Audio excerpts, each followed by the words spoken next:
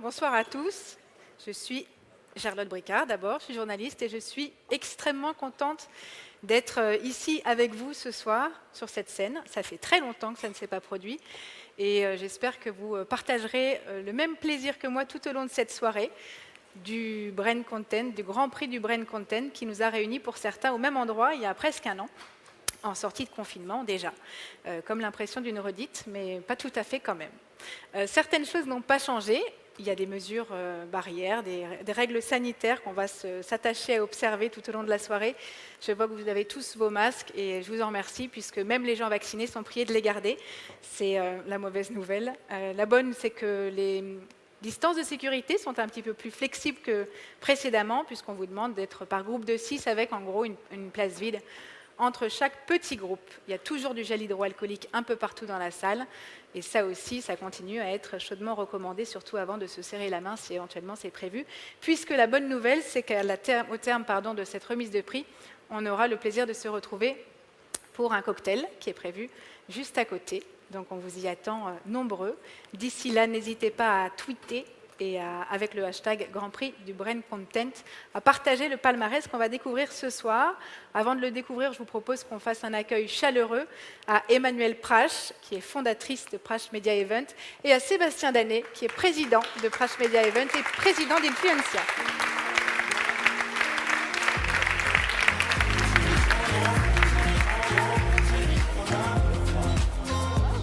Bonsoir à vous deux. J'ai oublié de dire que Sébastien, en plus d'être président d'Influencia et de Prache Media Event, était un jeune marié. Absolument, donc, merci Charlotte. Voilà, on peut l'applaudir. Bravo Sébastien. Bon, on est ravis de vous accueillir ce soir pour célébrer ensemble la 12e édition du Grand Prix du Brain Content. On est ravis de vous retrouver dans cette salle absolument mythique qui a été complètement refaite pour nous accueillir ce soir. Alors, comme vous savez qu'on retravaille notre copie tous les ans, cette année, on a apporté une innovation majeure à ce Grand Prix qui était précédée tout à l'heure de la Branded Content, attendez, que je n'écorche pas, qui était précédée d'une conférence organisée par la BCMA. Et cette conférence, vous pouvez la noter dans vos tablettes, car elle sera annuelle. C'est l'occasion de faire un bilan, un état du marché. Et ça a été aussi l'occasion de créer un observatoire avec des résultats que nous allons vous partager ce soir également.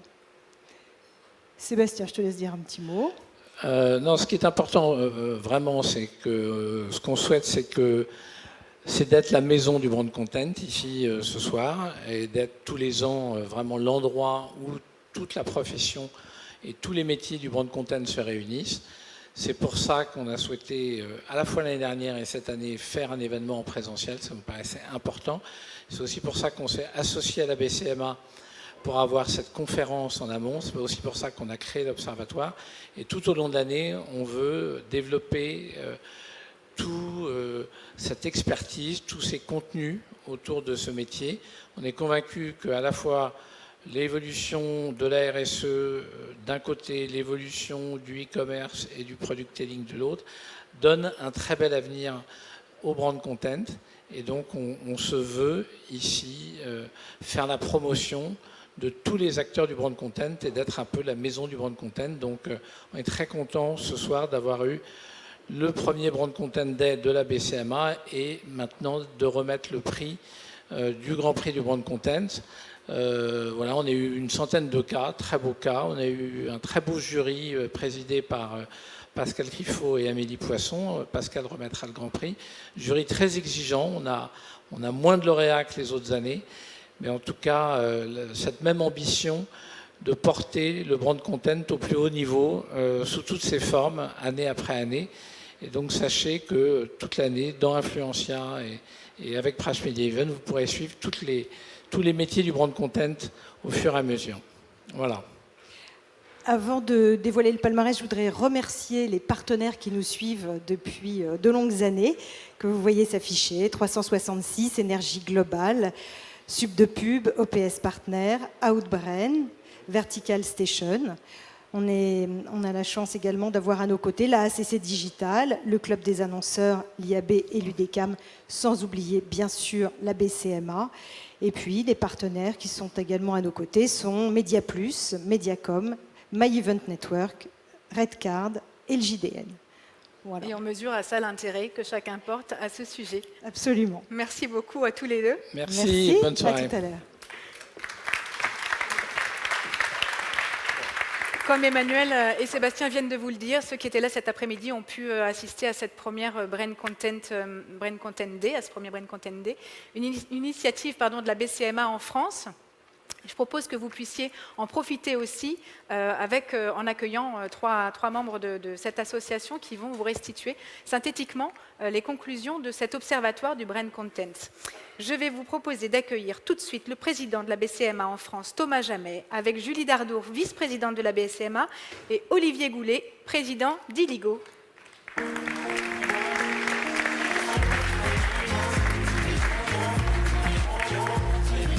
Tiens, regarde derrière.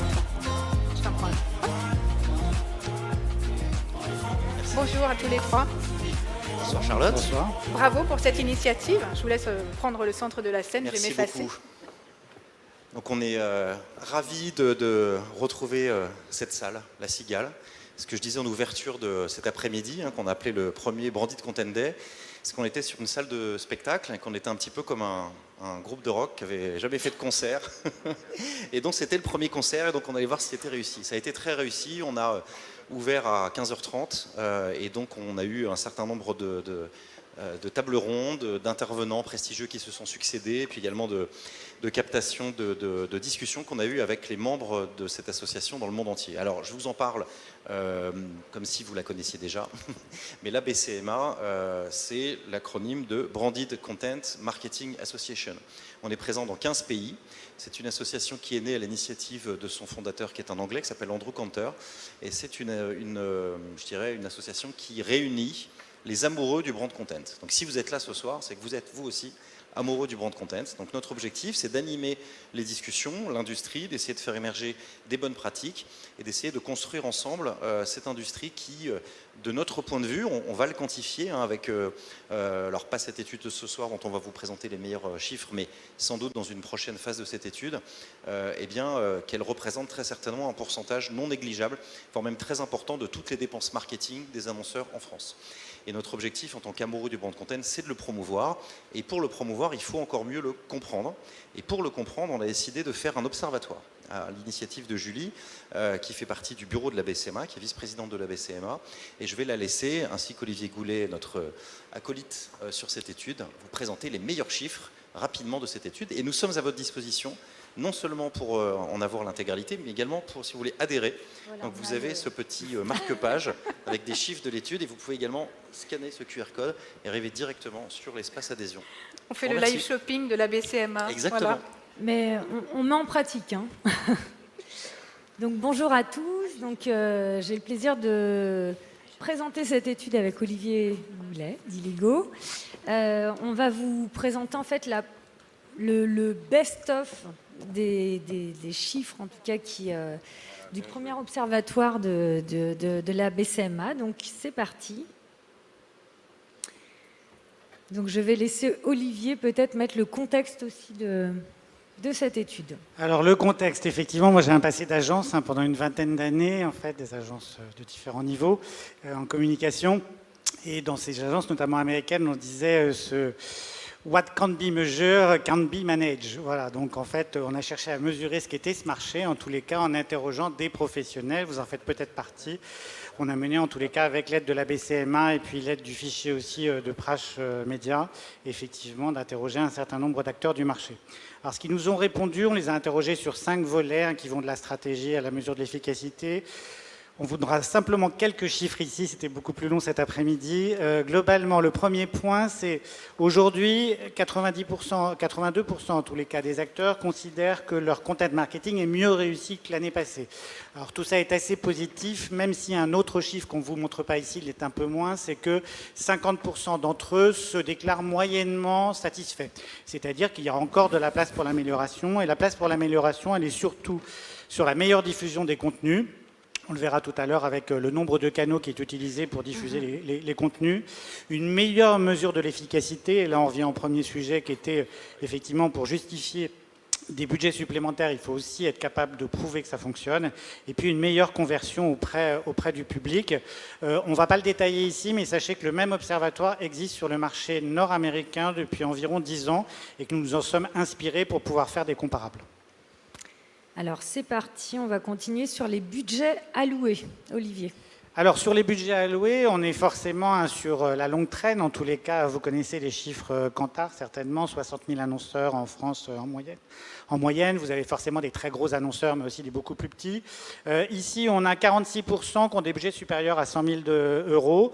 Alors c'est plutôt bien. Sachez qu'aux États-Unis, c'est pas tant que ça en plus, puisque l'Observatoire américain montre un 71%, mais pour des budgets supérieurs à 100 000 $, qui est légèrement inférieur compte tenu de la conversion. Donc, en tous les cas, on se situe dans des niveaux qui sont quand même pas si ridicules que ça en termes d'investissement.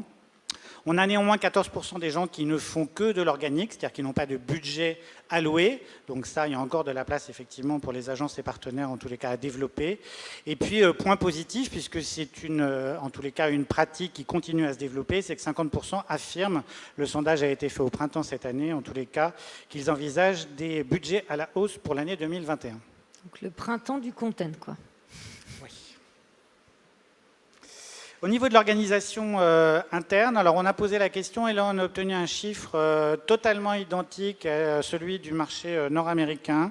On est sur 56%, en tous les cas retenez que la moitié globalement internalise et 50% font appel, en tous les cas pour tout ou partie, à des partenaires à l'extérieur. Forcément, plus vous êtes gros, plus vous avez les deux, c'est-à-dire pour ceux qui ont des budgets supérieurs à 1 million d'euros, l'utilisation des deux, à la fois, en tous les cas, d'un service en interne, souvent centralisé, cohabite avec effectivement de l'utilisation externe, notamment sur des contenus et de la création de contenus.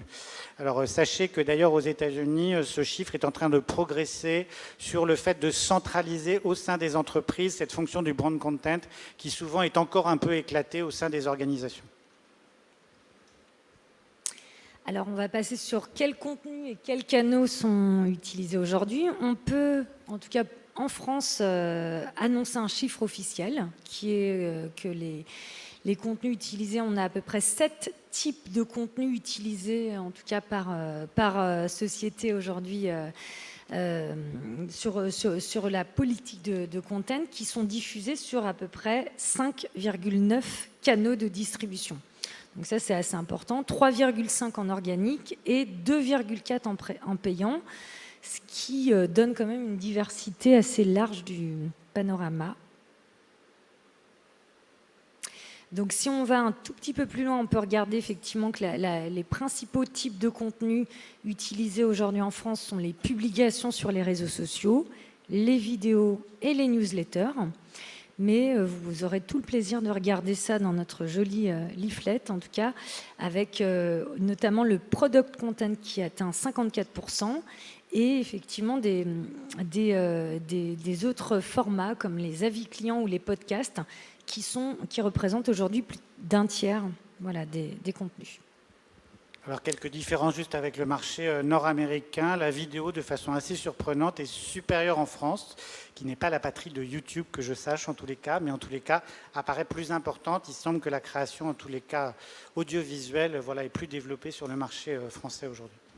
Oui, tout à fait, Olivier.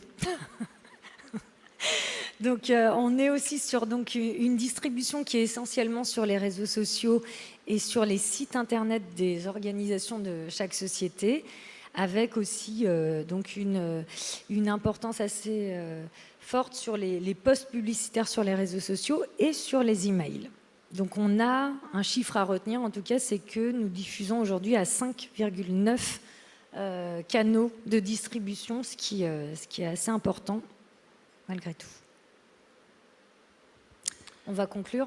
Alors ces chiffres étaient très bons, de nombre de canaux de diffusion et puis de nombre de points de contact. Néanmoins, ils produisent un effet un peu négatif, c'est que eu égard au budget alloué, qui, comme vous l'avez vu, ne sont pas encore extrêmement importants, ne produisent pas toujours une efficacité visible.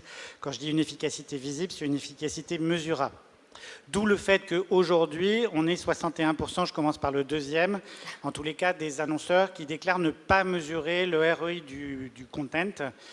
En fait, même si aujourd'hui, 63% disent utiliser des outils de mesure. Mais on est bien dans cette dichotomie entre des outils de mesure qui vont mesurer l'audience, le nombre de likes, le nombre de retweets, mais qui n'est pas finalement de l'efficacité, c'est simplement de la mesure effectivement d'audience, qui est de toute façon importante. Avec la mesure du ROI, c'est véritablement, globalement, j'ai investi tant et qu'est-ce que j'ai obtenu, soit en termes de branding, en termes d'évolution, soit en termes de selling, avec des ventes incrémentales supplémentaires. Et au niveau des indicateurs, globalement, c'est la notoriété qui aujourd'hui est l'objectif principal des marques. Alors, il y en a de tout type. Forcément, quand on est une marque peu connue, la notoriété va venir en premier. Sachez qu'aux États-Unis, globalement, les indicateurs de performance sont des indicateurs qui progressent fortement, même s'ils ne sont pas prioritaires. C'est-à-dire que de plus en plus, et on en a parlé cet après-midi, sur tout ce qui est le rapport avec la vente directe, de plus en plus, le brand content fait à la fois du branding, mais aussi du selling, c'est-à-dire se rapproche en tous les cas de techniques un peu plus proches de l'acte d'achat, que ce soit sur Internet ou dans les magasins traditionnels. Donc voilà, merci. Merci à tous les trois. Merci pour cette restitution très synthétique. Je sais qu'il y avait beaucoup de matière cet après-midi. Merci. Parfait. Oui, je veux bien. Voilà, donc je vais faire comme ça. Non, je vais les donner pour qu'ils soient désinfectés. Et je reviens avec vous tout de suite. Julie vient d'en parler en évoquant les 52% du brand content qui était du product content. Et il se trouve que la prochaine personne que je vous propose d'écouter a fait de ce sujet son sujet d'observation. Il s'agit de Daniel Beau, que j'invite à me rejoindre sur scène. Bonjour Daniel. Bonsoir à tous. Voilà, donc tu es donc fondateur et de l'Institut d'études Calicanti et fondateur du Brand Content Institute. Et du Grand Prix du Brand Content. Aussi. Il y a 12 ans, avec Emmanuel. Pas mal de choses à nous montrer, à nous raconter. Je te Oui, laisse la scène. Effectivement, le sujet de ce soir, c'est le product content. Et je voudrais vous commencer par une question. À votre avis, quel est le type de contenu qui a le meilleur retour sur investissement? Eh bien, le product content. Et qu'est-ce que c'est que le product content? C'est un contenu éditorial qui permet de choisir et d'utiliser des produits et des services. Alors concrètement, c'est quoi le product content? Ça va des fiches produits, bien sûr, aux livres de recettes, en passant par les explications sur les ingrédients des produits, les tutoriels. C'est toute une série de contenus dont on parlera assez peu ce soir, parce que ce soir, on est quand même plutôt sur des contenus, ce qu'on appelle hero ou hub content. Alors, pourquoi est-ce que le product content a le meilleur retour sur investissement? C'est parce qu'il accompagne l'acheteur dans sa délibération. Concrètement, un acte d'achat, c'est un processus, il faut peser les options, scruter l'objet, comparer, regarder les avis. Et donc, il y a besoin de fournir les informations détaillées et objectives et aussi des éléments pour pouvoir sentir le produit, même si on ne l'a pas touché. En fait, le product content, il éclaire le parcours d'achat.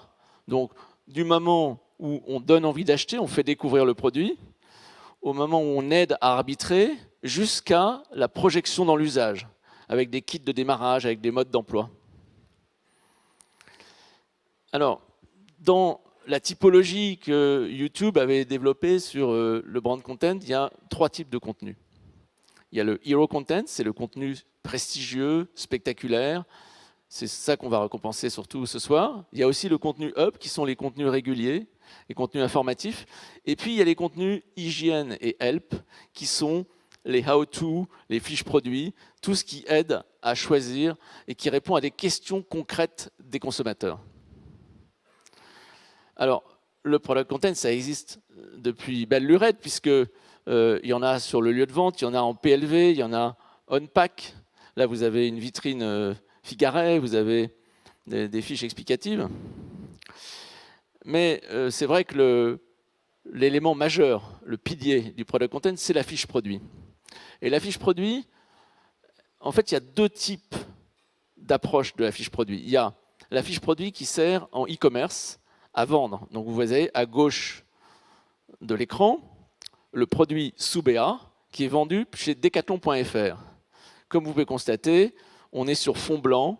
Le produit est présenté en pleine lumière, en toute objectivité. Et à droite, vous avez le même produit sur le site soubea.fr, où là, vous voyez beaucoup plus de couleurs, d'explications, une approche plus culturelle. Et c'est la même chose chez Dyson. Cette dichotomie entre la fiche produit qui aide à choisir, qui doit être factuelle, elle est de nouveau sur la gauche, et le contenu explicatif autour de la marque, notamment qui explicite la valeur technologique de l'appareil Dyson, vous l'avez sur la droite. Donc c'est deux logiques d'écriture du product content. Alors, qu'est-ce qui fait qu'une fiche produit est particulièrement réussie? C'est notamment parce qu'elle va mettre en valeur les aspects critiques du produit. Vous voyez par exemple ce vélo, on montre très précisément le frein, le dérailleur, la suspension. Si on prend ce parapluie, on va pointer le bouton qui permet de déclencher le parapluie, on va montrer le nombre de personnes qui peuvent tenir dessous, la taille. Donc on informe sur les aspects critiques. Alors, il y a beaucoup à apprendre des Asiatiques et en particulier des Chinois en matière de product content. En effet, ils ont une culture visuelle très développée et donc vous avez par exemple sur Taobao 54 photos pour expliquer comment fonctionne, pour comprendre une culotte. Voilà un autre exemple chinois toujours sur Taobao où cette fois-ci c'est le produit Tupor du groupe Seb qui est raconté en détail avec à la fois des illustrations techniques et des mises en situation. Si on se déplace maintenant aux États-Unis, chez Walmart, vous apercevez que les fiches produits se composent de vignettes. On a des vignettes qui explicitent les ingrédients, qui explicitent les usages. Vous l'avez là, cette fois-ci, sur la compote Gerber, où on a tous les bénéfices du produit qui sont mis en valeur sous forme de vignettes. Le sujet RSE est tout à fait présent dans le product content. Il est présent sous forme d'explications sur les ingrédients, sur qui gagne quoi, sur comment le produit a été fabriqué. Et donc, il est présent de façon très concrète. La communication produit, notamment celle qu'on voit sur Facebook, elle prend souvent la forme d'une boucle d'images. Et donc, le produit, là, vous avez deux moments clés de la vidéo. Le produit est montré sous différentes facettes, et donc on peut rentrer à n'importe quel moment dans le message. Et surtout, vous voyez que le produit il est présenté de façon très concrète, très pratique, en totale affinité avec le digital, qui est un support totalement pragmatique. Donc les critères de réussite d'une page produit, c'est des informations claires et complètes, un contenu qui rend un service utile et efficace, et une présentation visuelle et esthétique. Si vous voulez en savoir plus sur ce sujet, qui mérite toute votre attention, j'espère que les agences et les annonceurs vont de plus en plus se pencher sur cette thématique. Je vous invite à aller sur le site productcontent.fr où je détaille un certain nombre de travaux de recherche depuis maintenant 1 an et demi. Merci pour votre attention. Vive le brand content et n'oubliez pas le product content. Bonne soirée à tous.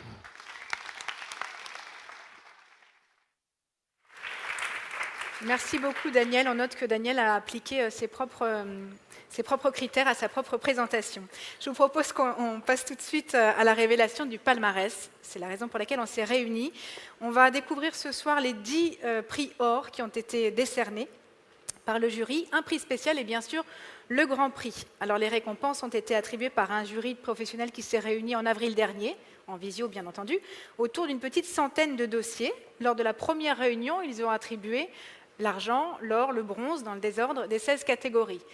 Une deuxième réunion a permis aux lauréats d'or de pitcher en visio à leur tour, en 5 minutes, leur propre cas, ce qui a permis au jury de déterminer le grand prix du Brand Content 2021. Les 4 critères qui étaient ceux du jury étaient la pertinence stratégique, la pertinence à la marque, l'idée, son originalité, son exécution, sa créativité, et l'exécution. Et pour veiller justement au respect de ces critères, vous voyez sur l'écran les coprésidents du jury de cette année, Pascal Criffaut, comme vous l'a dit Sébastien tout à l'heure, qui est membre de l'UDECAM et qui préside Blue 449, et Amélie Poisson, directrice de la marque et de la relation client de la Redoute. On va découvrir également les membres du jury, qu'on remercie du temps qu'ils y ont passé et de la pertinence de leur jugement, justement. Samia Amara, Pauline Arguillère, Marie-Charlotte Belmonte, Quentin Delobel, Xavier Dordor, Lynn Gasparini, Kevin Gras, Nathalie Grava, Stéphane Guéry, Soraya Kershawi-Matignon, Laurent Matisse, Anne-Sophie Nectou, Sophie Noël, Justine Paul, Aurélie Radnac, Jonathan Rodriguez, Charlotte Syndic, Anne-Françoise Tasser et Julien Villeneuve. Merci à tous. Trêve de suspense, et on commence tout de suite avec la première catégorie qui concerne la grande distribution. Dans cette catégorie de grande distribution, 3 trophées ont été attribués, le bronze, l'argent et l'or, et le bronze revient à Naturalia pour Kiss Kiss Bio Bio. Vous avez peut-être vu passer cet appel à projet sur Kiss Kiss Bank Bank, justement, pour encourager l'entrepreneuriat responsable sur une idée de Blue 449, on peut les applaudir. Le trophée d'argent de cette catégorie revient à Oasis pour le Comedy Fruitival. C'était une édition limitée de produits qui remettait l'humour légendaire, des petits fruits et leurs jeux de mots fruités, sur une idée de Marcel, accompagné par Buster Wood, KR Wavemaker et Snapchat. Et le premier trophée d'or de ce Grand Prix du Brain Content est attribué à Gillette pour la perfection au masculin et au pluriel sur une idée de Marcel, accompagné de Swiss Kiss 75 et The ABC. Et avant de les accueillir, je vous propose qu'on découvre ce cas en vidéo. Depuis 1970, Gillette célèbre la perfection au masculin. Et pendant un demi-siècle, cette représentation de l'homme n'a pas bougé. Mais quand on est leader en 2020, c'est notre responsabilité de prendre part à l'évolution des mentalités. Alors, si on peut faire bouger les choses, c'est notre devoir de le faire. On a donc dit adieu à lui et lui. Et on a mis en lumière la masculinité d'aujourd'hui pour qu'elle soit mieux acceptée.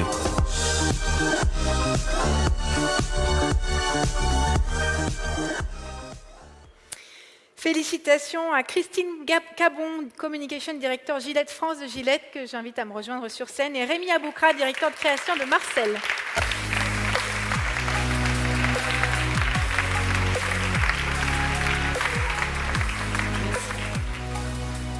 Bravo à vous deux.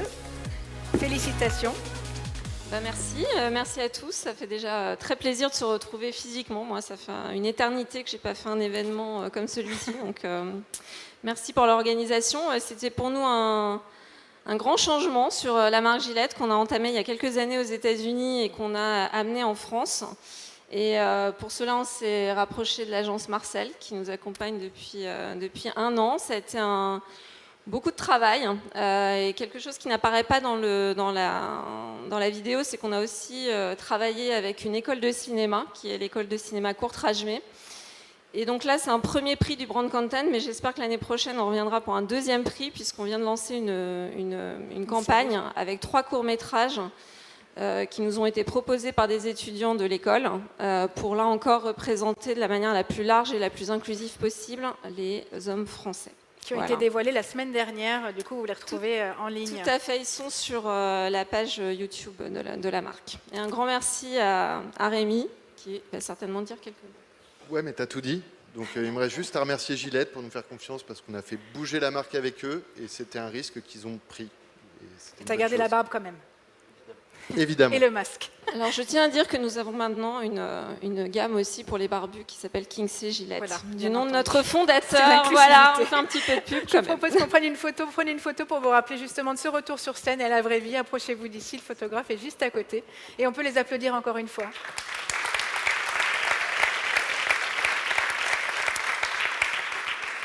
Sans transition, je vous propose qu'on passe à la catégorie service. Vous laissez, remettre les micros. Dans cette catégorie service, un trophée de bronze a été attribué. Il revient à Just Eat pour Combini. Et Just Eat, une création originale de contenu et d'expérience qui mixait rap et food. Un dispositif qui était réalisé par UM, Media Brands Content et Media Brands Content Studio. Bravo à eux.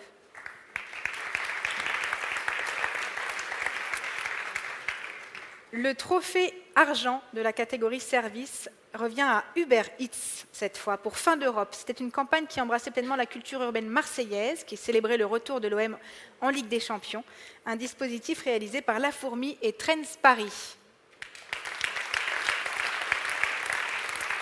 Pas d'or dans cette catégorie service. Je vous propose qu'on passe directement à la catégorie mode. Dans la catégorie mode, un trophée de bronze a été attribué. Il a été attribué à Uniqlo pour Game Changer by Ericsson. Excusez-moi si je prononce mal. Un film interactif qui proposait aux internautes d'aider un jeune actif à faire les bons choix pour arriver sans stress à son entretien d'embauche. Une campagne qui était réalisée par Enroll, Dailymotion Advertising et Canal Brain Factory, qu'on applaudit aussi. Pas d'argent dans cette catégorie, mais un trophée d'or pour une campagne dont on a pas mal entendu parler cette année, attribuée à La Redoute pour #LaRedoute Challenge, un dispositif réalisé par Fred et Farid Paris. On regarde et on découvre pour ceux qui n'ont pas vu passer ce cas.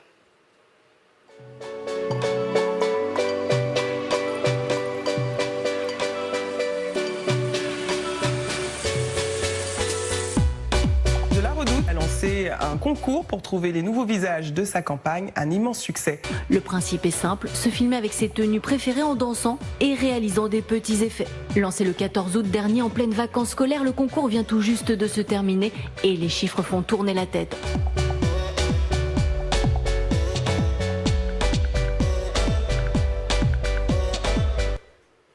Pour recevoir ce prix, j'appelle sur scène Séverine Autré, coprésidente de l'agence, et Olivier Lefebvre, président et exécutif créatif directeur de Fred et Farid Paris.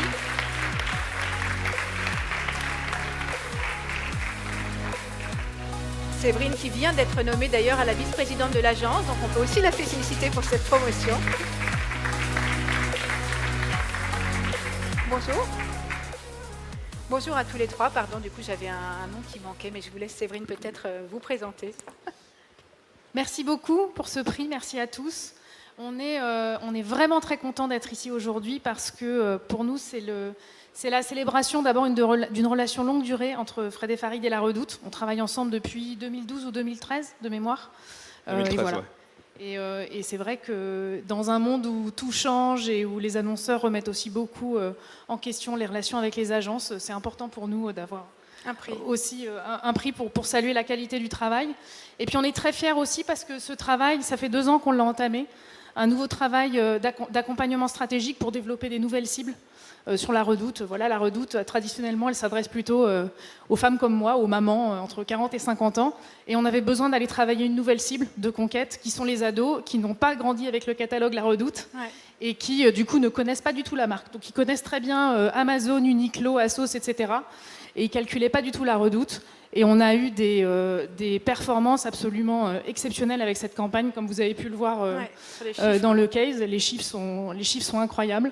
J'ai produit beaucoup de choses pour La Redoute cette année. On a vu la reboucle, on a vu le film Lou qui a été primé aussi au Variety. Absolument, le film Les Deux Frères qui vient de sortir. Et puis, du coup, on a décidé d'investir TikTok de manière un peu plus structurelle et durable. Donc, c'est Anthony qui s'en occupe à l'agence. Et c'est un travail du quotidien, main dans la main avec les clients. Et voilà, on est super contents. Donc, on les remercie. D'ailleurs, on les représente ce soir. Et on les remercie de leur confiance. Voilà, toutes les deux. Merci à tous. Nathalie ou Amélie. Bravo à vous. Bravo Anthony. Bravo Merci beaucoup. Olivier. Je vous propose qu'on prenne une photo. Prenez une photo avec votre prix. On ne sait pas combien de temps on pourra sortir, récupérer les prix sur scène. Non, je rigole. C'était pas drôle. Non, pardon. Félicitations, on peut les applaudir. Et bravo à La Redoute, même si les équipes ne sont pas là. Dans la catégorie suivante, qui est la catégorie beauté santé, le jury n'a pas souhaité remettre de prix cette année, ce qui nous mène droit à la catégorie luxe. Dans cette catégorie, un trophée de bronze a été attribué. Il récompense Dior pour Dior Untold, qui était une série de podcasts qui racontait les histoires de parfums Christian Dior, une campagne réalisée par Monstre et produite par Engel. On peut les applaudir aussi. D'autant plus qu'il n'y a pas eu de trophée d'argent ni de trophée or dans cette catégorie.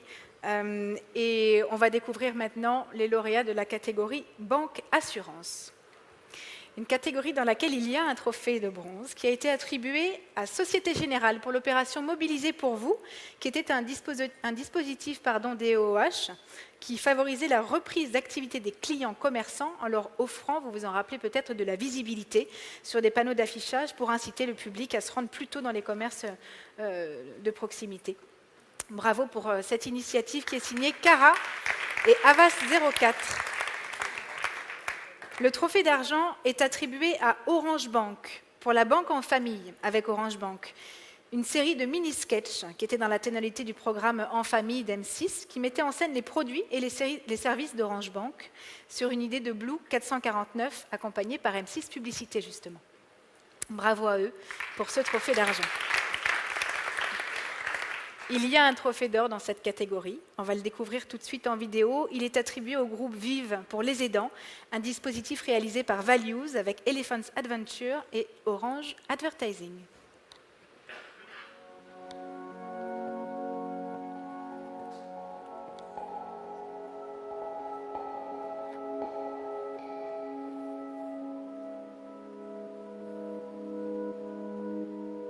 Ça n'arrête jamais. Ma vie ne m'appartient plus. Sarah pèse 20 kilos et c'est comme un sac de ciment. Vous avez le physique qui lâche, quoi. De se dire que l'avenir est inquiétant, c'est qu'on arrive quand même à parler d'avenir.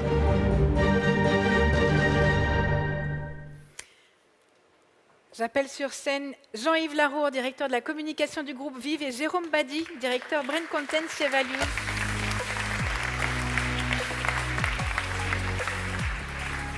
Bonjour. Bonjour. Félicitations. Merci beaucoup. Alors, Brand Content, il y a du Brand aussi. Donc, du coup, le groupe Vive, c'est quoi? Parce qu'on n'existe que depuis 2018. C'est un groupement de mutuelles, Harmonie Mutuelle, MGEN, et des acteurs de soins comme les EHPAD, des cliniques, etc. Et on a voulu donner la parole aux aidants, hein, parce qu'il y a 11 millions de Français qui aident des proches, des parents, des enfants, des conjoints. Et le système de santé, il tient grâce aux aidants.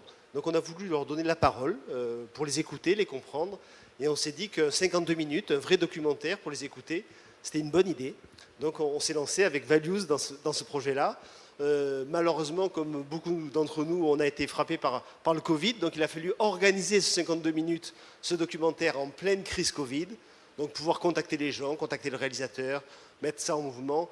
Mais à la fin, on a 52 minutes d'émotion, de vraies découvertes. Je vous encourage à pouvoir le regarder. Il est passé sur la chaîne Orange et on a eu 1 200 000 téléspectateurs. Il y a vraiment la découverte de ce que c'est être aidant. Ça peut nous arriver à tous et vraiment, c'est des gens d'un grand courage et d'un grand amour pour leurs proches. Merci Values de nous avoir accompagnés là-dessus. Merci Jérôme. Et merci à Vive pour son audace, parce que produire un 52 minutes, effectivement, en plein Covid, et tout ça en 6 mois, quoi. Voilà, faut de l'audace pour faire du brand content réussi. Donc voilà, merci à Jean-Yves, toute l'équipe communication du groupe Vive, et puis à notre partenaire Orange aussi, voilà, pour toute sa mise en avant éditoriale.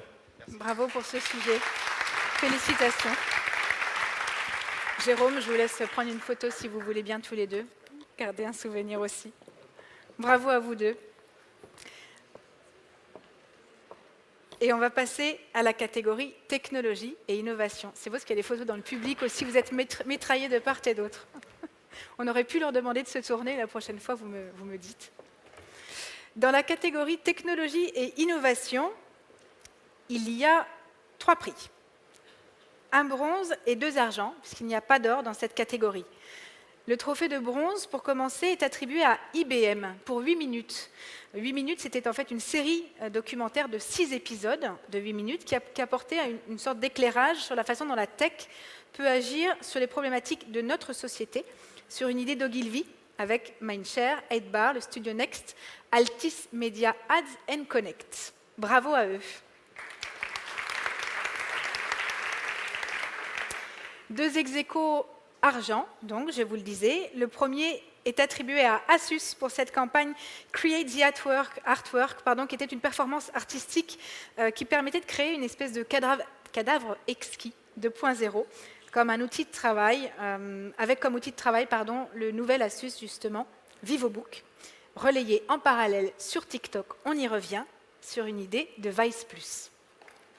Bravo pour ce trophée d'argent. Le deuxième trophée d'argent est attribué à Sony Interactive Entertainment France, PlayStation plus précisément, pour We Are PlayStation. C'était le premier réseau social de la marque qui mettait le joueur au cœur d'une expérience qui se voulait sans limite, une plateforme réalisée par Saatchi et Saatchi. Bravo pour ce trophée d'argent. Il n'y a donc pas de trophée or, comme je vous le disais, dans cette catégorie. Il y en a un dans la prochaine, et cette catégorie, c'est l'automobile. Dans la catégorie automobile, le trophée de bronze est attribué à Iveco pour l'expérience Iveco S-Way, un reportage qui innovait dans lequel Bruno Solo partageait 48 heures de la vie d'un chauffeur routier à bord de son S-Way, donc un dispositif réalisé par Jairo. Bravo pour ce trophée de bronze. Merci de les applaudir. Le trophée d'argent de la catégorie automobile est attribué à Honda France pour Symphonie, alors je ne sais pas si je le dis correctement, une performance musicale et visuelle hors norme qui était créée à l'occasion du lancement de la nouvelle gamme électrique sur une idée de Denso France avec Canal+ Brain Solutions et Canal Brain Factory. Félicitations, voilà, pour ce trophée. Et pour le remettre le prieur de cette catégorie, j'appelle notre partenaire Lise Gasparini, directeur général adjoint au commerce de 366. Bonjour Lynn. Oui.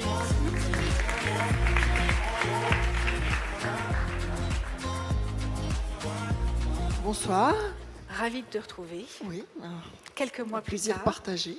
Quelques mois, on a beaucoup parlé. Oui, pas non plus. Quelques mois, on a beaucoup parlé de l'enjeu du local, qui est le vôtre chez 366 depuis un peu toujours. On n'a jamais entendu parler autant de territoire, de local, de délocalisation, enfin en tout cas de relocalisation. Comment est-ce que vous avez, vous, traversé ces derniers mois et comment est-ce que vous avez, quel regard vous portez sur ce sujet? Est-ce qu'il a changé? Alors, on l'a bien travaillé d'un point de vue santé, des équipes de tout le monde, c'était le plus important. C'est vrai que ce qui s'est passé autour de la proximité et de ces valeurs effectivement extrêmement fortes qui ont été encore plus accélérées, on n'a pas été vraiment surpris parce qu'on voyait ces attentes très très fortes autour de tous ces sujets de proximité et de local. Donc, comme dans beaucoup de choses, la crise sanitaire a été un catalyseur extrêmement fort. Les éditeurs ont fait un travail incroyable de responsabilité, de lien social, d'initiative solidaire. Donc, il y a eu un énorme relais d'un média au plus près des territoires. Et donc, on n'est pas surpris. Et c'est quelque chose qui s'inscrit dans la durée, ce sujet de proximité. Et dernièrement, on a fait une étude parce qu'on regarde de très près tout ce qui est évolution des attentes des Français, des consommateurs, parce que ça implique les marques directement. Nous, on est la régie, effectivement, d'un média de proximité qui est la PQR. Et quand on voit que les deux attentes les plus importantes actuellement des consommateurs, c'est les sujets de mention physique de l'entreprise, le Made in France, mais de plus en plus le Made in Région, avec des attentes même de relocalisation. La deuxième, c'est des sujets d'écosystèmes, de fournisseurs locaux, de circuits courts, de transparence, de bio, d'éthique. Voilà, donc les marques doivent s'adapter. Les médias de proximité sont des médias de confiance pour ces raisons-là, pour toutes les raisons qu'on évoque. Et puis par rapport au brain content, c'est justement l'occasion effectivement d'aller encore plus loin dans un média de proximité, de faire du contenu dédié. Et nous, on va aussi plus loin puisqu'on le fait en presse, on le fait en display, on le fait en vidéo et on le fait désormais en télé puisqu'on a intégré des télés locales pour tout le monde. Donc la proximité, c'est vraiment au cœur des problématiques et pour longtemps. Oui. Ça, a priori, on à est à peu près tous d'accord. Et vous êtes associé d'ailleurs avec d'autres médias de proximité pour créer le collectif des relocalisateurs. Tout à fait, c'est une table ronde, récurrente. Un think tank, comme on dit. Un think tank. Si tu veux bien nous dévoiler l'identité du lauréat or de cette catégorie automobile. Alors, le prix or dans la catégorie automobile revient à Renault pour Village électrique, réalisé par l'agence Publicis Conseil. On regarde. In 2020, we created the first 100% electric vehicle city. Where? Here, in Happy. Dans l'Ariège, il y a tout un village qui va se mettre à la voiture électrique. Ça se passe dans le village d'Happy. A village far from everything, like really far. A village where driving is a necessity and electric seems impossible. Yes, we chose the remotest village in France. Because if it's possible here, it's possible everywhere. By following their life on TV and social medias, we made Happy famous and helped convincing many French to switch to electric. But not only. Félicitations à Gaël Morvan, directeur conseil de Publicis Conseil, et à Laurent Dio, directeur marketing France de Renault, pour ce prix.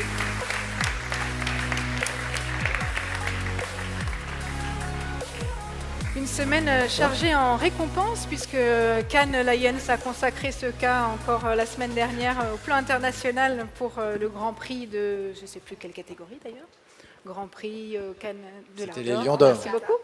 Oui, voilà, Cannes tout simplement. Et le Grand. Du coup, j'imagine que ce que disait Lynn sur les enjeux de proximité résonne pas mal avec ce cas et la façon dont vous l'avez traité. Oui, en fait, je pense que ce cas, ce qui est assez génial dans ce cas, c'est qu'il y avait un sujet sociétal et c'était presque militant. Le cas qui se posait à nous, c'est qu'on a 66% de la population française qui souhaite rouler en électrique, mais on n'a que 5% de la population française qui roule en électrique. Ça, c'est le premier point.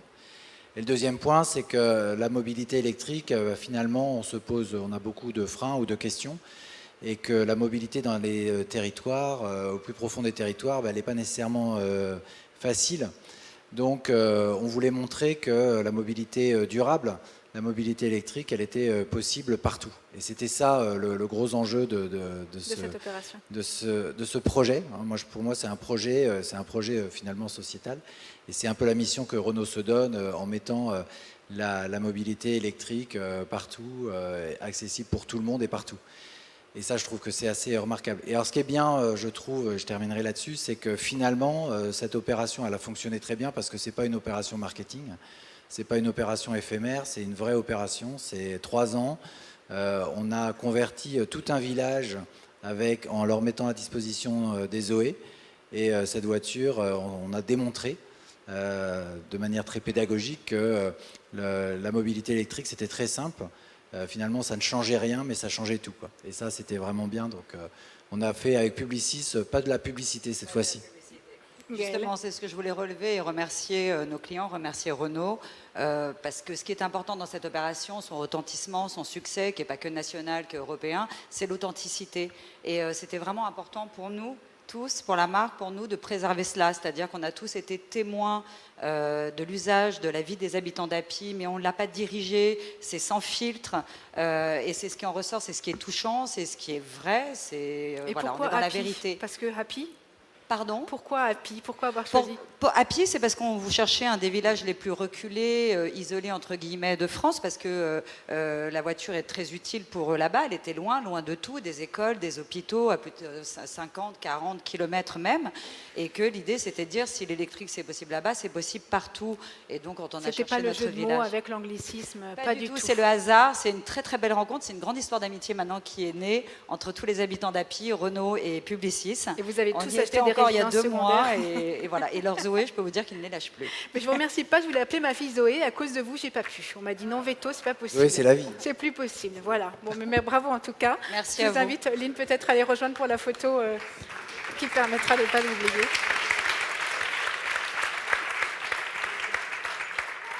Félicitations pour ce prix. Et je vous propose qu'on continue à découvrir ce palmarès en passant à la catégorie Entertainment, Culture et Sport. Dans cette catégorie, 3 trophées ont été décernés. Le trophée de bronze est attribué à Ubisoft Montréal pour Hyper Short Stories. C'est une série de courts-métrages qui présentait le nouveau jeu free-to-play Hyperscape sur une île de la machinerie, avec ULF Productions et Supermonks. On les applaudit.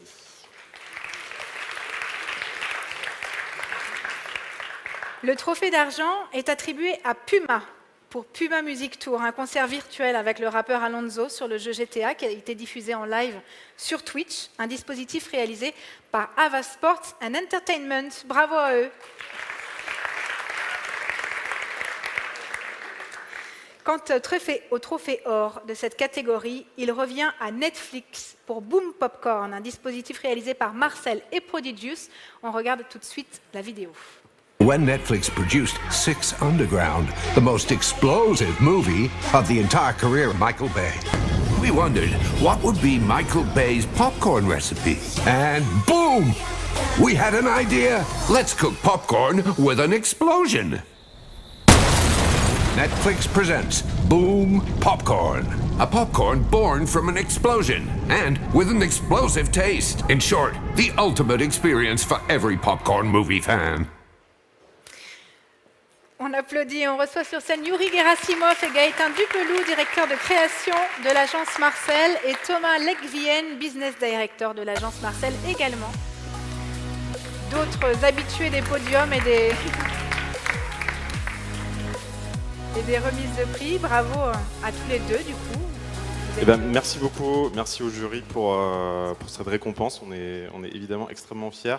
Tout le monde ne peut pas être là ce soir, malheureusement. Donc on va parler au nom de Netflix, mais ils sont évidemment aussi très fiers d'être récompensés pour cette idée. Ils ne se déplacent pas, ils n'aiment pas les remises de prix comme ça, alors, Netflix. Pour des raisons très personnelles, ils ne sont pas là ce soir. Non, ce qu'on voulait dire, bon, le cas paraît très simple comme ça.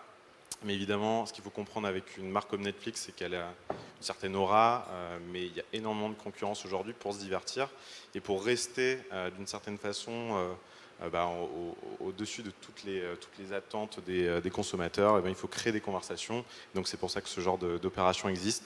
Donc voilà, merci à Netflix en tout cas d'avoir accepté de faire péter un énorme camion de Boom Popcorn.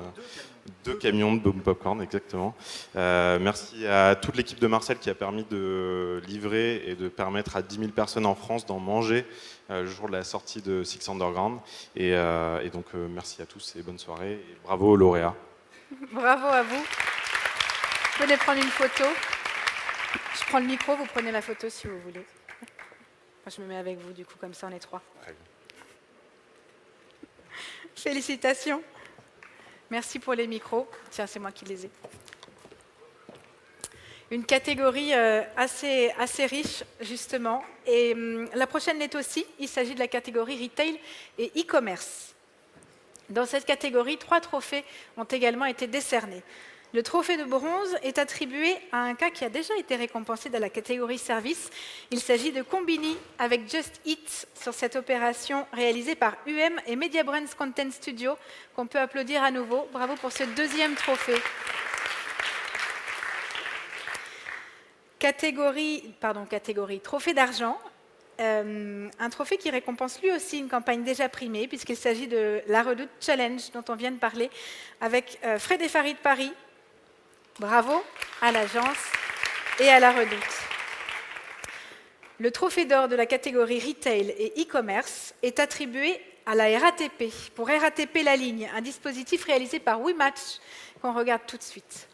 On a fêté nos 70 ans en 2019. C'est à cette occasion qu'on a lancé la marque RATP La Ligne et on avait envie de créer un lien fort avec les voyageurs. Notre agence est une agence stratégique et créative dédiée à l'objet de marque. Afin de donner l'inspiration à l'agence, on a ouvert toutes les portes de notre patrimoine. Et l'idée, c'était de pouvoir ancrer cette collection dans un univers vraiment lifestyle. On voulait vraiment toucher les différents publics. Les petits clins d'œil justement aux grandes campagnes historiques Ticket Chic, Ticket Choc des années 80. Et l'idée de cette collection était aussi de faire perdurer ce patrimoine. Pour la RATP, c'est un formidable levier de marque de pouvoir jouer sur le côté moins formel d'une entreprise de service. Félicitations à eux et on accueille tout de suite Ayash Shaibi, directeur projet B2C de WeMatch qu'on vient de voir dans ce cas, et Benjamin Stetten-Pigas, directeur associé de WeMatch.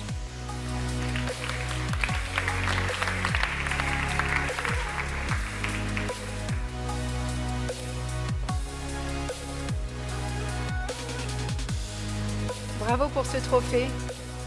Du coup, Ticket Chic, Ticket Choc, vous n'étiez pas né, vous l'avez sorti d'où? J'étais pas né, non. Ah si, moi j'étais né, moi. Ah oui? Non, mais un petit mot, le film vous a un petit peu expliqué le attendez, projet. On peut applaudir parce qu'ils sont quand même venus aux couleurs de la RATP. Faites un tour sur vous, s'il vous plaît, présentez la collection. Il y a autre chose, RATP, ou pas? Vous avez les sockets, les chaussettes, il fait un peu chaud. Mais... Excusez-moi. Donc donc le film voulait un petit peu expliquer. Effectivement, c'est un projet qui est né en 2019 pour la RATP souhaitait fêter son anniversaire. Et en fait, c'est avant tout le projet d'une marque qui souhaitait partager son patrimoine, son histoire et la traduire dans un univers un petit peu quotidien. Et donc, ce qui a été très sympa, ce qu'on a bossé avec Ayash au niveau de l'agence, c'était vraiment, au-delà des concepts créatifs, du choix des produits, c'était d'embarquer avec nous. On a parlé un petit peu de RSE, on a parlé aussi, donc c'était d'embarquer avec nous en tout cas des fabricants qui souhaitaient incarner les valeurs de la RATP, de porter son patrimoine. Donc c'est vraiment un écosystème qu'on a développé et avec lequel on a tissé aussi des vrais liens. Et on continuera à en tisser parce qu'on a quand même un petit peu souffert pendant cette année, juste après le lancement du projet. Et c'est vrai qu'on attend les touristes aussi, qui font partie de la cible RATP. On a plein de choses à raconter, plein de choses à développer encore. Donc voilà. Et je rajoute juste un petit mot, je suis bavard. Le métro londonien, c'est 100 millions de livres sterling de recettes, de licences de produits dérivés. Paris, c'était 0. Alors, on n'en est pas à 100 millions. Mais en tout cas, on se dit qu'on a de quoi faire rayonner un petit peu, en tout cas, Paris, la RATP, auprès de ces différents publics. C'est vendu sur quel canal de distribution, du coup ? Je voulais faire une petite parenthèse. Donc, c'est vendu sur la boutique ratplaligne.fr. Et je voulais juste ajouter une petite aparté. On sera présent aux Galeries Lafayette à partir de la semaine prochaine dans le cadre d'une opération Paris Mon Amour, où on pourra justement présenter la collection, vendre les produits pendant environ un mois. Donc, on vous donne rendez-vous la semaine prochaine. Bien des nombreux. Venez, s'il vous plaît. Prendre une photo, quand même, qu'on garde ces souvenirs de ces vestes RATP. Félicitations à vous et félicitations à la RATP pour cette initiative. Merci. On va passer maintenant à une catégorie qui se rapproche du thème qu'on vient d'évoquer, puisque c'est la catégorie transport, voyage et tourisme. Malheureusement, le jury n'a pas souhaité remettre de prix dans cette catégorie cette année. Peut-être une sorte de frustration quant au manque de voyage du jury, je ne sais pas. Puisqu'on parlait RSE, on va s'y intéresser à nouveau et regarder le palmarès de la catégorie Institutions RSE. Dans cette catégorie, un seul trophée a été décerné. Il s'agit d'un trophée d'argent et il vient récompenser le CNED pour ma reconversion avec le CNED, une série de podcasts qui incarnait la parole du CNED à travers des images féminines et fortes, un dispositif réalisé par Énergie Globale et Mediatrack. Bravo à eux.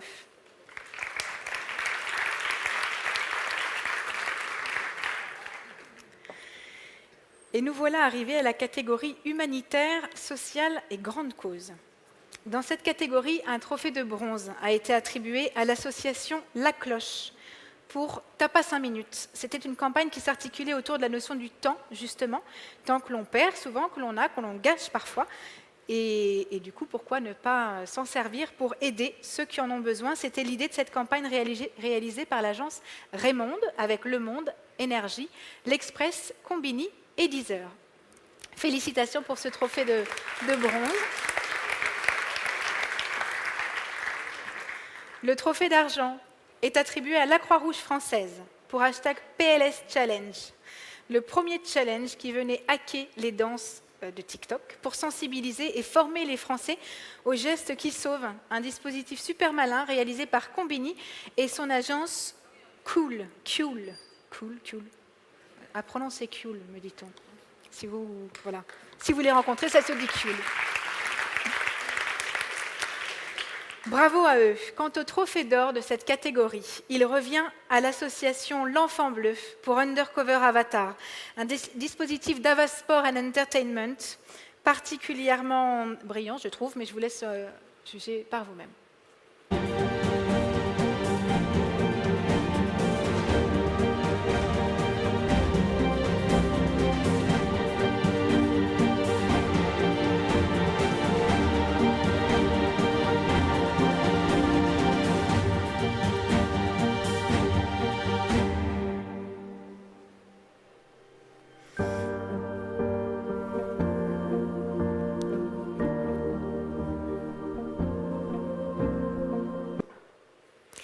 Bravo pour ce cas. On accueille tout de suite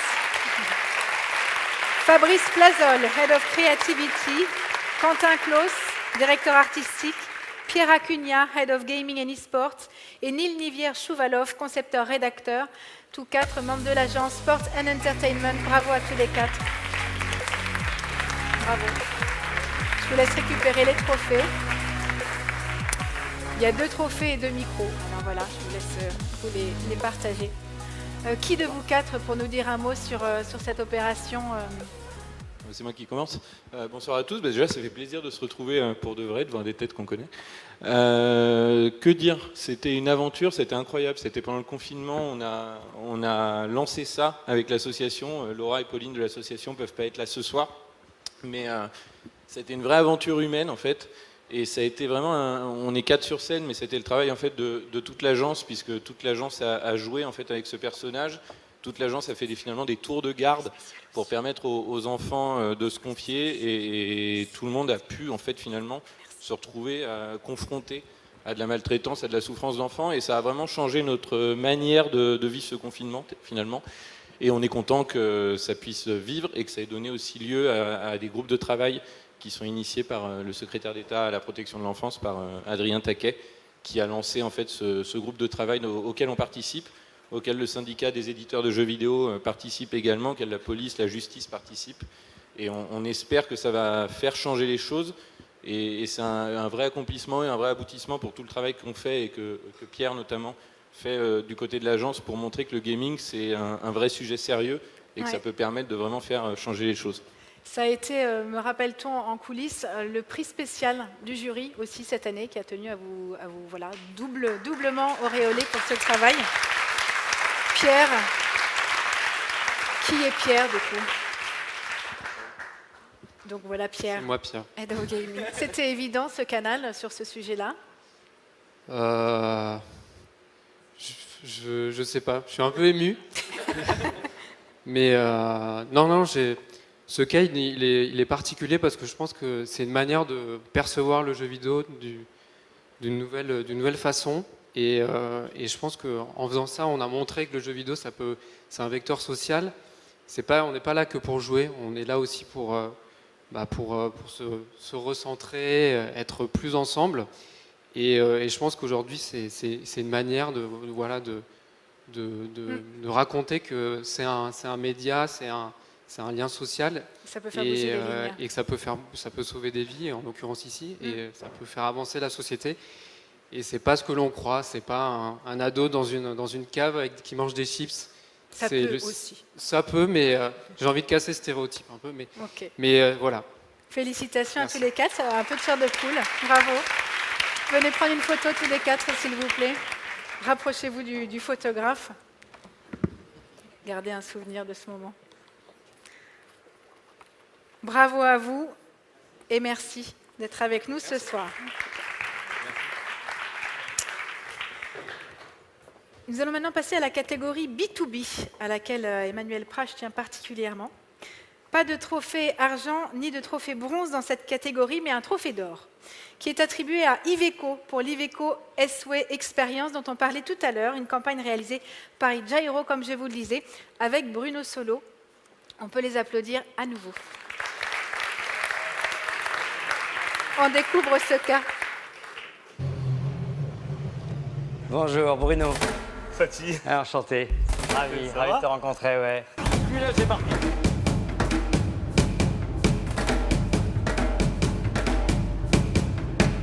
J'ai bien aimé ton dernier film par contre. Lequel? Dans Star Wars. Tu jouais pas? Ouais. Han? T'as vu le Faucon Millenium? Excuse-moi, c'est autre chose à piloter que ton camtar, mon Alors Faucon t'as pas eu le Millenium. poids lourd, mais t'as réussi à avoir un permis vaisseau spatial. Exactement. Attends, me mets pas la pression, toi. Ah, la vue, là, bravo, merci de m'amener là. Punaise, c'est chouette. Bah, a priori, la couchette est prête. Bisous, mon amour. Je t'envoie dans l'estafette, là.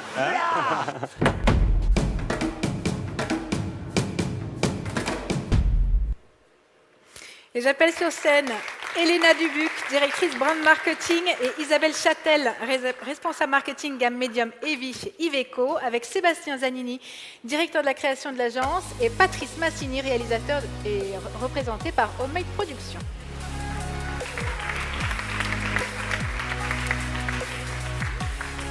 Bonjour à tous les trois. Un peu de rigoulade. Bonsoir à tous. Bonsoir. Waouh, on a eu or et maintenant bonjour. Et maintenant on a eu bronze et maintenant on a or, donc on est très très contents, je pense. Pour nous, cette campagne elle est très importante parce que finalement elle met en valeur. C'est vraiment une grosse travail qu'on avait fait. On a essayé d'échanger l'image des marques qu'on a pour les camions. Et on est très très contents. Je voudrais remercier les jurys pour ces prix-là parce que finalement cette campagne met vraiment en valeur les relations humaines entre les célébrités, mais aussi les conducteurs, les chauffeurs de poids lourds. Quelqu'un qui est souvent, en fait, les professions qui est souvent stigmatisée en France, qui n'a pas forcément une très bonne image. Donc l'idée, c'était vraiment, avec l'équipe Jairo Paris, changer cette image-là, voir les conducteurs différemment et mettre vraiment en valeur notre conducteur et puis nos camions aussi. Voilà, donc je voulais les remercier encore une fois parce que Bravo. c'était un très gros projet pour nous. On est très contents. Merci beaucoup. Merci aussi l'équipe Iveco. Donc merci à tous. Merci. Félicitations. Merci, Sébastien, un mot sur le casting, puisqu'on en parle justement. Est-ce que c'était évident et sur le casting du chauffeur et sur le casting de Bruno Exactement, donc merci beaucoup pour ce prix déjà, merci Iveco. On a travaillé avec Patrice Massini qui est réalisateur et qui a un peu l'habitude de tourner des longs métrages, des courts métrages pardon, et des documentaires hein, évidemment. Et effectivement il y a eu d'abord donc le casting du chauffeur, donc c'est un chauffeur qui s'appelle Fatih qui travaille à Toulouse, donc il y a eu un premier casting. On a eu de la chance d'ailleurs d'avoir ce chauffeur qui est drôle, qui est très détendu, très à l'aise. Et ensuite, on cherchait un candide.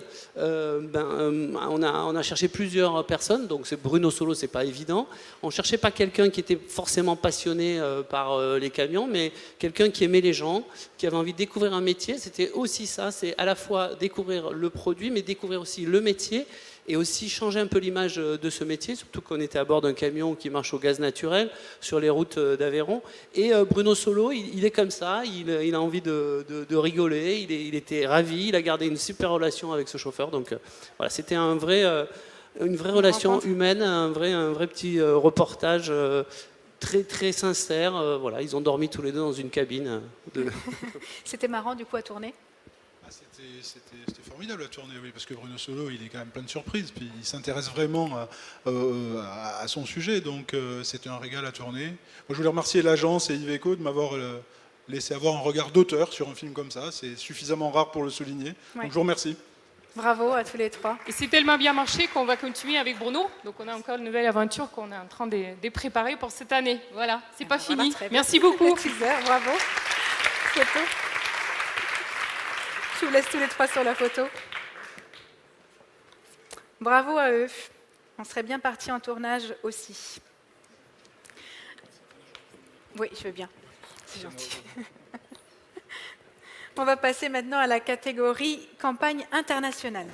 Un seul prix dans cette catégorie, un prix de bronze, un trophée qui est attribué à Puma Football à nouveau, cette fois pour l'opération Be the Spark, avec le lancement de son nouveau pack Spark, avec les chaussures Puma Future et Puma One.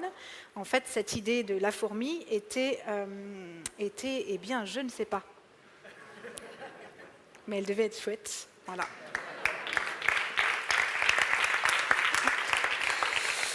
Je promets de la regarder en sortant de scène tout de suite. Je vous propose qu'on découvre maintenant une nouvelle catégorie. Une catégorie qui s'appelle Révolution. Jeu de mots. C'est pas moi. Au vu de la profusion des campagnes qui étaient axées sur le son au cours des derniers mois, le comité de pilotage du Grand Prix a décidé d'ouvrir cette nouvelle catégorie.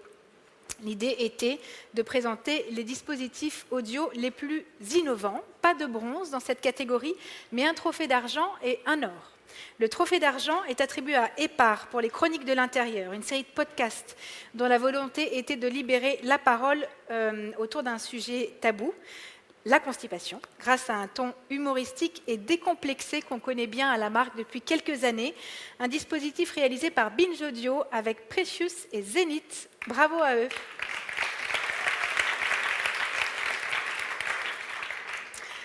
Et pour remettre le trophée d'or de cette catégorie, je vous propose qu'on accueille tout de suite Anne-Sophie Nectou, directrice générale de Énergie Globale, en charge du pôle annonceurs et solutions créatives. Bonjour. Le lauréat et le micro. Bonjour Charlotte. Bonjour à tous. Donc tu étais à la fois membre du jury, donc tu pourras nous parler de ce que vous avez vu dans cette catégorie, mais peut-être avant de découvrir le lauréat, est-ce que tu fais partie de ceux qui sont convaincus que le son fait sa révolution ? Alors, est-ce que je fais partie de ceux qui sont convaincus que le son fait sa révolution ? En fait, je ne parlerai pas forcément de révolution, mais plutôt en réalité d'évolution. Et vous le verrez dans les exemples là, il y a évidemment beaucoup de choses du coup un peu innovantes et nouvelles. On sait que le média finalement audio est un média qui est fédérateur. Comme vous le savez, 40 millions de Français l'écoutent chaque jour et 20% de son audience est digitalisée. Après, le média radio et ses contenus audio ont su, au cours des différentes années, finalement, évoluer, s'adapter aux différentes mutations finalement technologiques et n'a cessé d'innover. On le voit à travers ce prix, il a évolué puisque en fait on a vu l'émergence des podcasts, mais avant les podcasts, il y a eu l'univers finalement des web radios. Chez Énergie d'ailleurs, on a proposé plus de 235, pardon, c'est important, web radio, et vous avez pu forcément les découvrir, notamment en étant confinés chez vous, vous avez pu écouter, soit en travaillant, parce qu'on a tous télétravaillé, forcément des web radios qui étaient adaptées en fonction de vos envies et de vos goûts du moment, et ça vous a accompagné tout au long de la journée. Les podcasts aujourd'hui font évidemment leur évolution et c'est un succès grandissant, notamment à travers des podcasts natifs, et on le voit à travers cette catégorie. Mais ce qui est important aussi de montrer aujourd'hui, c'est qu'il y a une vraie évolution autour de la conversation. Des nouveaux canaux sont apparus, les enceintes connectées, les assistants vocaux, on en utilise tous chez nous ou tout au long de la journée. Et en fait, grâce à ces nouveaux canaux, la conversation a pu s'établir à travers la voix.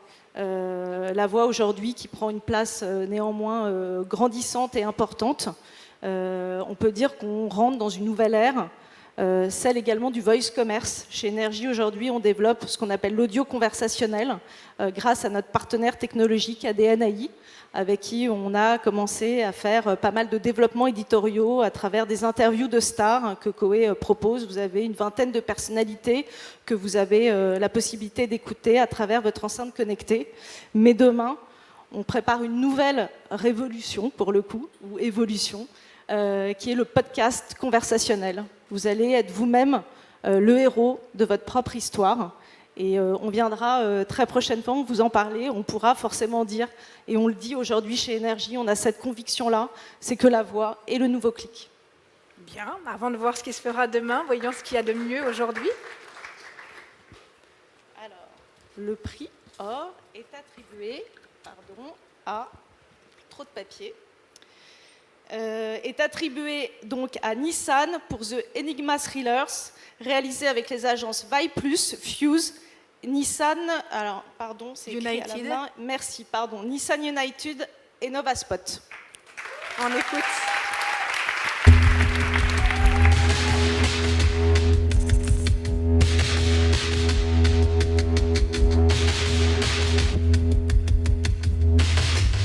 Toujours là? J'ai des fichiers, mais je suis repérée.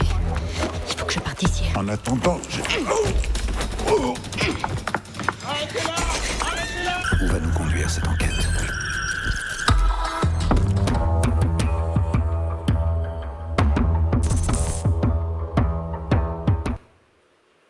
Félicitations et on appelle tout de suite sur scène pour recevoir ce trophée Thomas Juan Danet, Marketing Content Duke chez Micra GTR 370Z chez Nissan, je ne connais pas très bien la voiture, et Mehdi Arabadian, Creative Director chez Vice.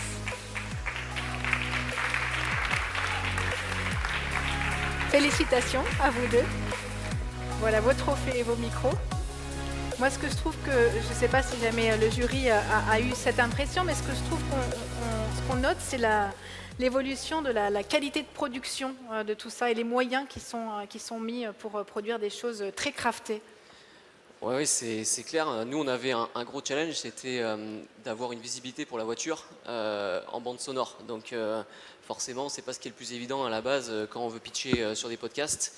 Mais les équipes de Vice Media Group, ils ont trouvé des astuces super sympas. On a fait une bande-annonce de 30 secondes et on pitchait ça vraiment comme un film. Et on a créé un univers, une plateforme qui faisait la promotion, non pas d'une voiture, mais d'une série de podcasts de 5 épisodes de 15 minutes. Et donc, il y avait vraiment l'idée de faire une promotion d'expérience dans laquelle la voiture avait un rôle, mais n'était pas non plus dans une présence forcée, avec un placement produit maladroit, mais vraiment hyper bien intégré dans l'histoire. Donc, ils ont fait un très très bon travail là-dessus. Et pour être honnête avec vous, il y a un an, quand on a lancé le brief, on sortait du Covid. Et j'aurais jamais espéré être devant vous ce soir, alors déjà pour le contexte, et puis quand on est client, on se connaît aussi, hein, on avait des attentes longues comme le bras, on avait des timings qui étaient vraiment minimalistes, et les équipes de Vice, et surtout un gros chapeau à Novaspot qui a réussi à faire 25 podcasts en un temps record avec des artistes et des acteurs de grande qualité. On avait la doublure de Robert Downey Jr. Enfin bref, c'était top. Et voilà, un grand chapeau à toutes ces équipes parce qu'ils ont fait un super boulot pour la marque et pour nous aider à faire du brand content, parce que c'est aussi un challenge pour des marques comme nous de se mettre un petit peu en danger, de tenter des choses comme ça qui sont originales et qui changent. Félicitations. Mehdi, un mot sur justement le son. Vice n'est pas forcément, habitué à être sur ce terrain uniquement. On a déjà fait des podcasts, mais là c'est vrai que c'est pour ça que je voulais remercier le jury aussi d'avoir récompensé de la fiction en fait. Parce qu'on l'a vu, c'est assez rare. Et pour ce faire, il faut que ça soit crédible. Donc merci à Nissan d'avoir joué le jeu à fond. Sans quoi, on n'aurait pas réussi à embarquer l'audience. Merci beaucoup, bravo à tous les deux. Je vous propose de venir tous les trois prendre une photo. Entre hommes alors du coup. C'est quand même automobile. Oui, c'est ça. On va découvrir maintenant des prix coup de cœur de sub de pub. Oui, je veux bien garder les micros, on va en avoir encore besoin. Mehdi, rends le micro. C'est ça.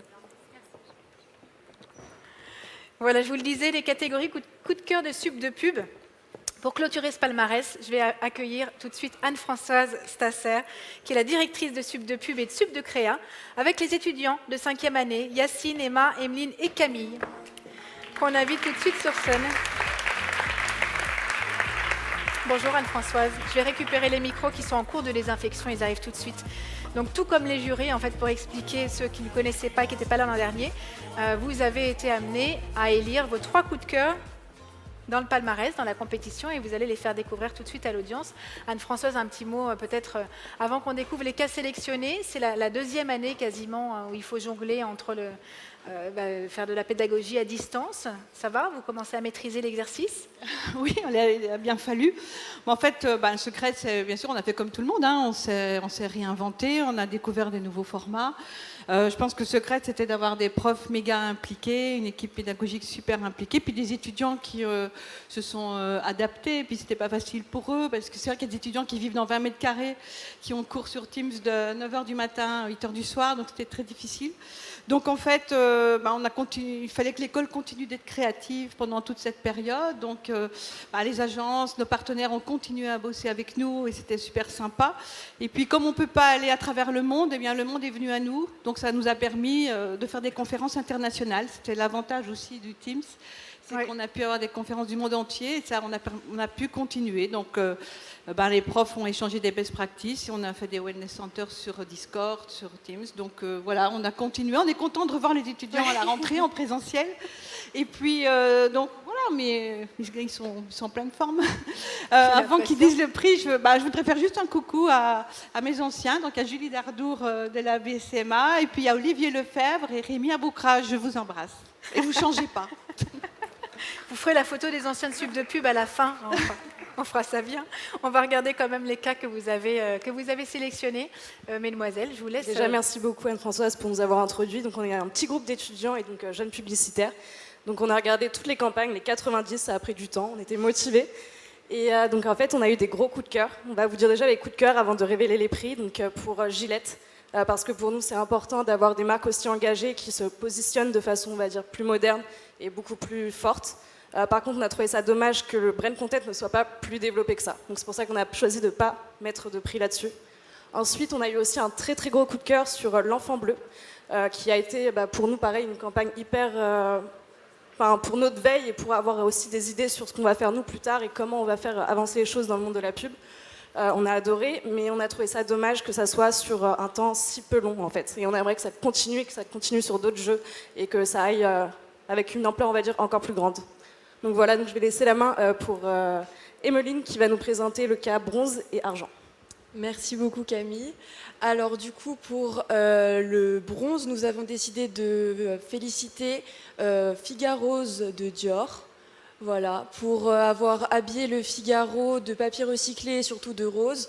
Donc une expérience qu'on a trouvée très romantique et cohérente avec l'ADN du Figaro, donc vraiment félicitations. Bravo.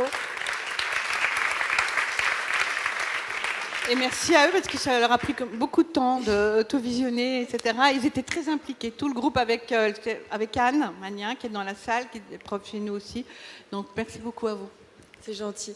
Ensuite, on a décidé de récompenser du coup pour l'argent Netflix avec Blue Popcorn.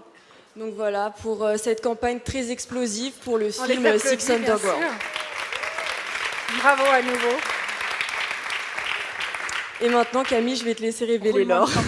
Super, donc je vais croire que je ne connais pas la réponse. Et donc on a choisi de mettre or pour Renault Village électrique. Félicitations. Gaël Morvan, Laurent Dio, remontez sur scène s'il vous plaît pour recevoir ce nouveau trophée. Oui. Pardon.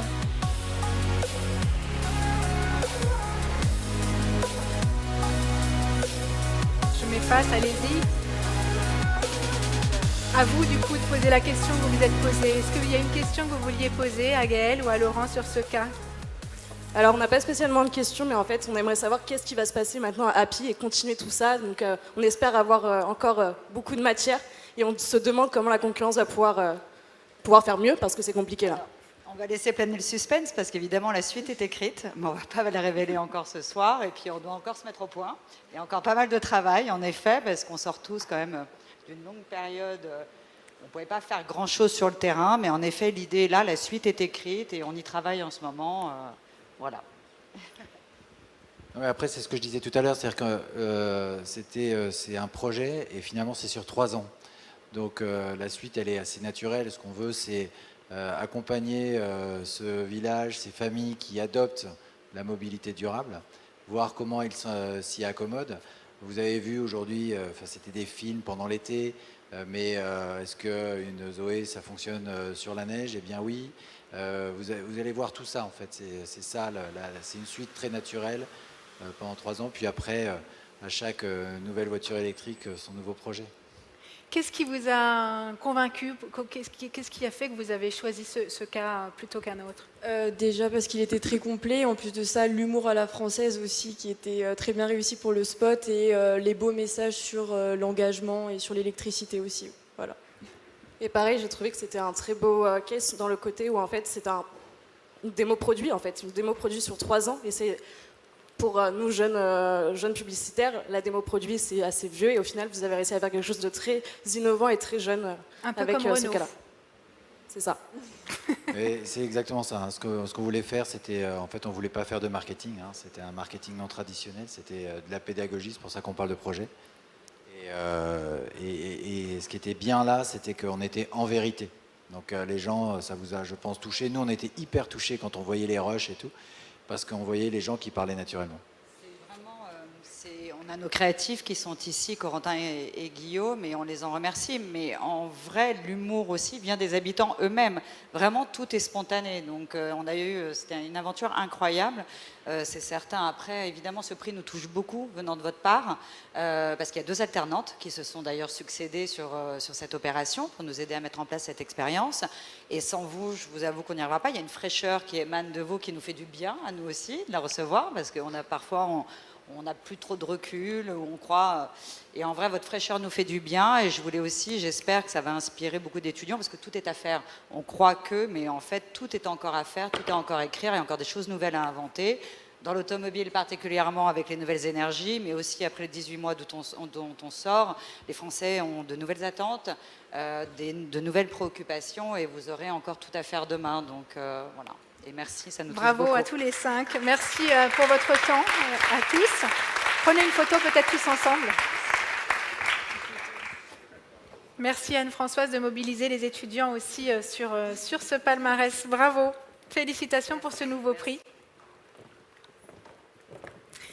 Et voilà du coup le moment tant attendu du Grand Prix.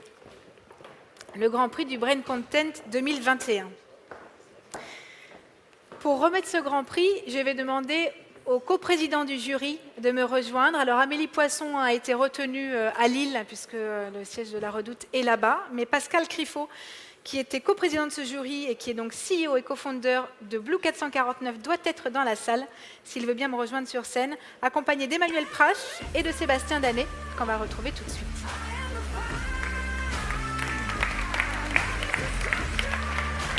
Ah ben voilà, je vous cherchais dans la salle. Bonsoir. Je ne savais pas que vous étiez caché. Oui, on attendait en coulisses. Un mot peut-être sur ce jury avant de dévoiler le Grand Prix. Oui, bah déjà, je voudrais au nom de... Enfin, je voudrais déjà remercier Prachiven parce qu'ils se sont bien occupés de nous pendant les délibérations en Teams. C'était pas facile. Et je voulais surtout remercier ce jury qui a été, donc, comme vous l'avez vu, exigeant, puisqu'on n'a pas remis des prix dans toutes les catégories, ce qui donne d'autant plus de valeur aux prix qui ont été remis. Donc remercier vraiment tout ce jury qui a vraiment participé avec beaucoup d'enthousiasme. Encore une fois, c'était devant des écrans de télé, enfin des écrans d'ordinateur, c'était pas simple. Donc voilà, donc vraiment les remercier. Bah, globalement, oui, on était très contents parce qu'on a eu vraiment des belles choses. Vous l'avez vu dans le palmarès. Nous, on avait décidé. Alors, il y a les 4 critères qui ont été racontés en début de présentation. Je vous avoue qu'on les a un peu oubliés. On en a retenu 2. On a retenu la qualité des idées, parce que ce sont les idées qui changent les marques, c'est les idées qui transforment les marques. Donc, qu'on fasse du brand content, de la publicité traditionnelle, du social media, ou des heroes, ou tous les machins de YouTube dont vous avez entendu parler tout à l'heure. Le truc important, c'est la valeur de l'idée. Donc ça, le jury s'est retrouvé là-dessus. Et je crois que le Grand Prix qui va être remis et les prix qui ont été remis là le montrent bien. Et puis la deuxième, c'était de trouver un peu de sens aussi derrière les idées. Et tout à l'heure, j'entendais, quand on parlait de l'enfant bleu, que ça pouvait sauver des vies. Alors on a coutume de dire dans nos métiers qu'on ne sauve pas des vies. Et c'est vrai que la publicité... En 2020-2021, c'était un métier de 2e ou de 3e ligne, voire de 4e ligne. Il y a des gens plus importants que nous en France.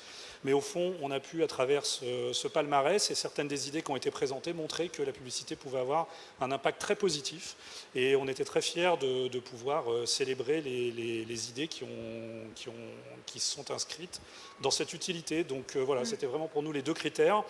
Les délibérations étaient faciles, puisque la campagne qui a gagné le Grand Prix, mais je suis sûr que vous l'avez déjà deviné, a gagné presque quasiment dès le premier tour, tant le vote a été assez unanime. Alors tendons les micros pour voir si jamais la salle a un C. Voilà, alors je ne sais pas si la salle a une idée, je vous donne un indice, les étudiants de Sup de Pub ont bon goût aussi, ce qui est rassurant pour l'avenir de notre métier, parce qu'ils auraient eu un palmarès contraire au nôtre, on se serait dit qu'on était bon pour la retraite, puisque c'est eux qui incarnent l'avenir. Donc voilà, du coup, je vous l'enveloppe, c'est ça? Oui, je crois que ça s'impose. Donc le Grand Prix 2021 revient à Renault pour Village électrique, réalisé par l'agence Publicis Conseil. Félicitations.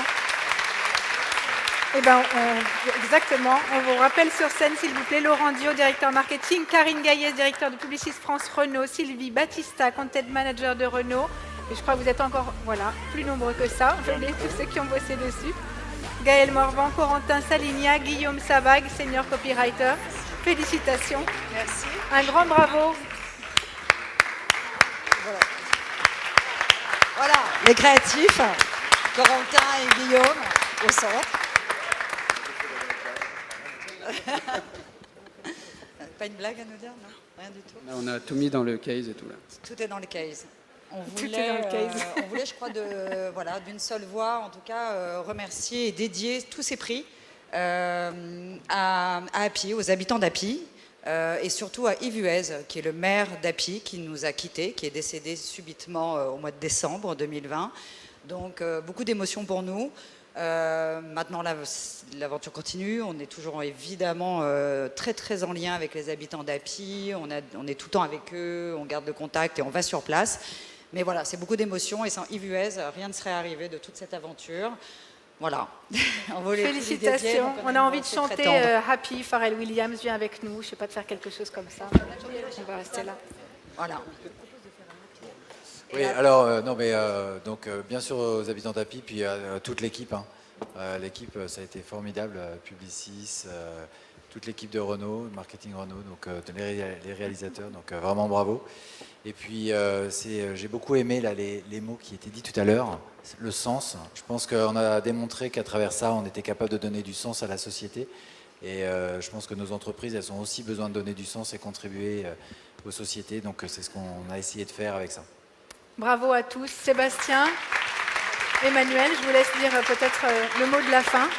Non, Sébastien, un mot sur ce Grand Prix et sur le Grand Prix en général peut-être. Non, c'est vrai que c'est un sublime Grand Prix et c'est vrai que quand on voit la moisson de prix récoltée par cette campagne, on est content ici aussi au Grand Prix du Brand Content de l'avoir récompensé. Je pense que c'est indéniablement un super travail et on est ravis qu'il ait été présenté ici et couronné ici. Évidemment, on aurait aimé un jury peut-être un petit peu plus clément avec un peu plus de prix, mais en tout cas, c'est vrai que les campagnes qu'on a primées ce soir sont incroyables. Et en tout cas, le Grand Prix qui a eu ce prix-là parmi d'autres, on en est très fiers.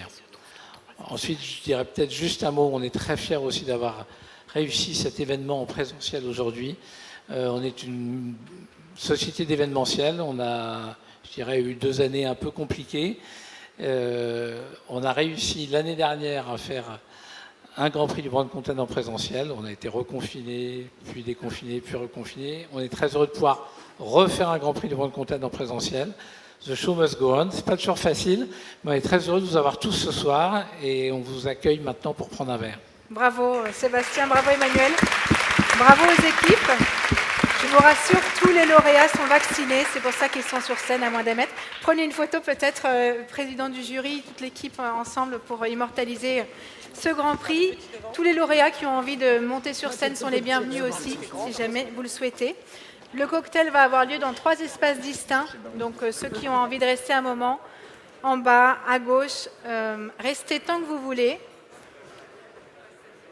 Voilà, je crois qu'on s'est tout dit. Merci encore à tous les partenaires du Brand Content, du Grand Prix du Brand Content, 366 Énergie Globale, Sub de Pub, OPS Partner, Outbrain, Vertical Station, ACC Digital, bravo. La BCMA, le Club des annonceurs, l'IAB, l'UDK, Media Plus, Mediacom, My Event Network et Redcard. Et bonne soirée.